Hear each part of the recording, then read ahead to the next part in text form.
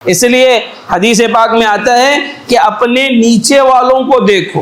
کسے دیکھو بھائی؟ اوپر والوں کو نہیں. انہیں یہ ترقی، انہیں ایسی، اس کا فلیٹ ایسا، اس کی گاڑی ایسی، انہیں ایسا.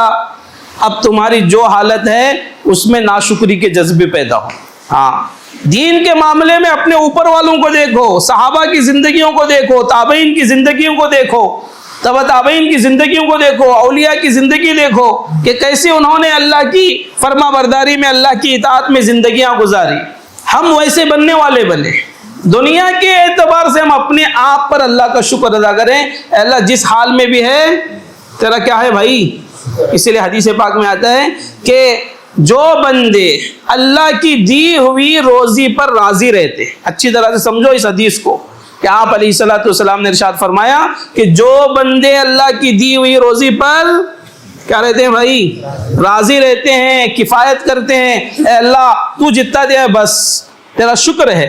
تو حدیث پاک میں اللہ کے رسول نے فرمایا کل قیامت میں اللہ ان کے تھوڑے عمل پر راضی ہو جائیں گے. بڑی بڑی نمازیں، تہجد، تلاوت نہیں، بل تھوڑے اعمال بندہ لے کر آئے لیکن جذبہ زندگی میں تھا، اللہ کی نعمتوں پر خوش رہتا تھا، کفایت کرتا تھا. اللہ تو نے دیا ہے تیرا شکر ہے.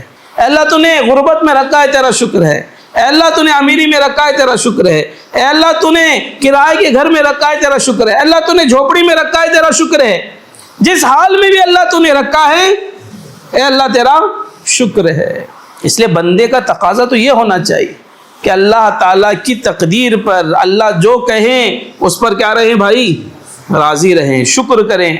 اس لیے حضرات صحابہ کی بنیادی صفات میں سے تھا نرضى علی القضاء، کہ وہ اللہ کے فیصلوں پر راضی رہتے.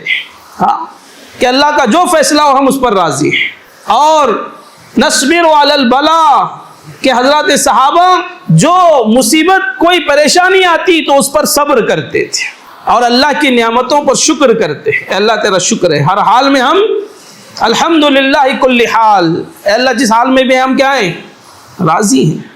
تو اللہ تعالیٰ کہ اللہ کے رسول کہہ رہے ہیں کہ جو بندہ تھوڑی بھی اللہ کی دی ہوئی نعمتوں پر راضی رہتا ہے، کفایت کرتا ہے، اللہ تعالیٰ اسے کل اس کے تھوڑے اعمال پر اللہ راضی ہو جائیں گے. تو کتنی بڑی بات ہے کہ ہم تھوڑے اعمال لائے ہیں لیکن اللہ کہیں گے کہ چلو اس بندے کے تھوڑے اعمال ہیں، ہم اس سے راضی ہیں، چلو اسے جنت کے فیصلے کرو.